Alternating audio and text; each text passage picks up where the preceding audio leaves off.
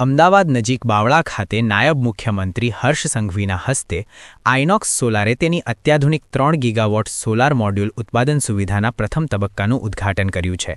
સાથે જ આઇનોક્સ વિન્ડે તેના 3 મેગાવોટ વર્ગ અને આગામી 4x મેગાવોટ વર્ગના વિન્ડ ટર્બાઇન માટે નેસેલ અને હબ મેન્યુફેક્ચરિંગ પ્લાન્ટ શરૂ કર્યો છે. આઇનોક્સ સોલાર અને આઇનોક્સ વિન્ડના નવા પ્લાન્ટ્સથી 2000થી વધુ પ્રત્યક્ષ અને પરોક્ષ રોજગારીની તકો સર્જાશે. આજે શરૂ કરાયેલા પ્લાન્ટમાં M10R અને G12R સોલાર સેલનો ઉપયોગ કરીને આગામી પેઢીના N-ટાઇપ TOPCON સોલાર મોડ્યુલનું ઉત્પાદન થશે. બાયફેશિયલ મોડ્યુલ્સ બંને બાજુથી વીજ ઉત્પાદન કરી ક્ષમતા ઉપયોગ અને કુલ ઊર્જા ઉત્પાદનમાં નોંધપાત્ર વધારો કરે છે.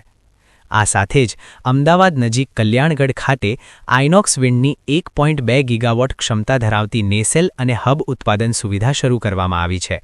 વૈશ્વિક ધોરણો મુજબ નિર્મિત અને national institute of wind energy દ્વારા મંજૂર થયેલી આ સુવિધા પશ્ચિમ અને દક્ષિણ ભારતના પ્રોજેક્ટ્સ માટે લોજિસ્ટિક સુવિધાઓને વધુ મજબૂત બનાવશે.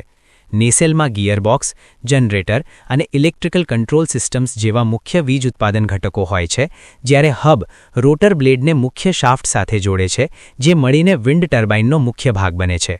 ગ્રુપે નાણાકીય વર્ષ 2027 સુધીમાં ભારત અને વિદેશમાં કુલ 11 ગીગાવોટ સોલાર મોડ્યુલ અને 8 ગીગાવોટ સોલાર સેલ ઉત્પાદન ક્ષમતાનું લક્ષ્ય નક્કી કર્યું છે.